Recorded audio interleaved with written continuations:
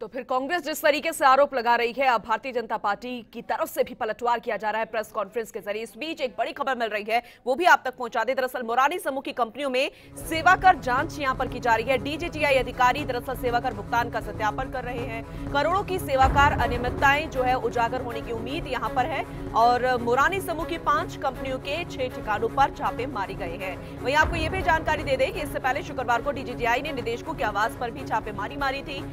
मोरानी समूह में 43 करोड़ 44 लाख की जीएसटी चोरी पकड़ी गई। वही समूह संचालकों ने अब तक 35 करोड़ 64 लाख रुपए जमा भी करवा दी हैं। तो प्रोफेसर लालचंद मोरानी, जवाहर मोरानी, सुशील मोरानी, शत्रुंजय मोरानी, रेशमा मोरानी, अक्षिता मोरानी, इसके अलावा पूनम मोरानी समूह की कंपनियों के निदेशक हैं। वहीं राजस्थान विश्वविद्यालय में एबीएसटी का प्रोफेसर लालचंद मोरानी है समूह का कर्ता धर्ता। फिलहाल ये कार्रवाई अभी की जा रही है और सत्यापन फिलहाल इसे लेकर किया जा रहा है। और अभी क्या कुछ जानकारी है इस पूरे छापेमारी को लेकर, मेरे सहयोगी विमल कोठारी हमारे साथ जुड़ गए हैं। इन्होंने इस खबर पर लगातार नजर बना रखी है।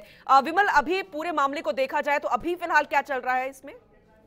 देखिए पूनम जी, इस पूरे मामले में अब तक 43 करोड़ 44 लाख 33,058 रुपए की जीएसटी चोरी उजागर हो चुकी है, जिसमें 13 करोड़ 89 लाख 14,740 रुपए मोरानी 4 व्हील्स प्राइवेट लिमिटेड में है। 29 करोड़ 55 लाख 18,318 रुपए मोरानी कार्स प्राइवेट लिमिटेड में है। इन दोनों कंपनियों में अब तक 35 करोड़ और 64 लाख रुपए जो जीएसटी का बकाया था वो जमा हो चुका है। 8 करोड़ के आसपास जीएसटी का अभी भी बकाया है, जो एक हफ्ते के अंदर जमा करने का आश्वासन मोरानी ग्रुप के जो डायरेक्टर्स हैं इन लोगों ने जीएसटी अधिकारियों को दिया है।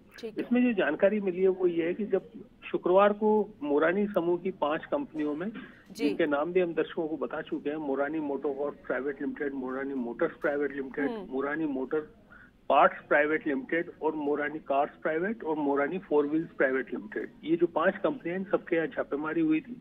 जो हमें जानकारी मिली है वो यही है कि इन मोरानी समूह में जीएसटी चोरी के अलावा सेवाकर की चोरी का भी एक शिकायत थी और अब तक जीएसटी चोरी की जो फिगर्स मैंने 43 करोड़ 44 लाख रुपए की बताई है वो अब तक उजागर हो चुकी है। और सेवाकर की जांच अब आज से शुरू हुई है। ये भी माना जा रहा है कि जो सेवाकर मामला वो भी करोड़ों में होगा। अच्छा, तो अभी विमल इसमें सत्यापन हो रहा है, क्या पुख्ता कोई जानकारी है? क्या वाकई में इस तरीके का भी मामला निकलेगा ये सेवाकर भुगतान से जुड़ा? बिल्कुल इस तरह की पुख्ता जानकारी है। अधिकारियों को विश्वास है कि जो डॉक्यूमेंट्स छापेमारी में सीज हुए हैं इन डॉक्यूमेंट्स के आधार पर निश्चित रूप से सेवाकर की चोरी भी उजागर होगी, लेकिन ये राशि कितनी होती है जांच पूरी होने के बाद ही पता लगेगा। ठीक है विमल, जरा ये भी बताइएगा क्योंकि लगभग 43 करोड़ 44 लाख करोड़ की यहाँ पर जीएसटी चोरी पकड़ी थी, लगभग 43 करोड़ 44 लाख, और यहाँ पर लगभग 35 करोड़ 64 लाख रुपए जमा करवा दिए हैं। तो बहुत ज्यादा अंतर नहीं रह गया जितना अभी टैक्स चुकाना बाकी है। तो क्या जो प्रोसेस आगे रहेगा एक्शन का, क्या थोड़ा ईजी हो सकता है इसमें? इसमें इजी कुछ नहीं हो सकता। 8 करोड़ रुपए जो बकाया है वो बकाया मोरानी ग्रुप को चुकाना होगा और इस राशि के अलावा मोरानी ग्रुप को जो देय राशि, उस देय राशि से लेके जब तक वो पैसा नहीं चुकाता तब तक उसको 18% ईयरली रेट से इंटरेस्ट चुकाना होगा।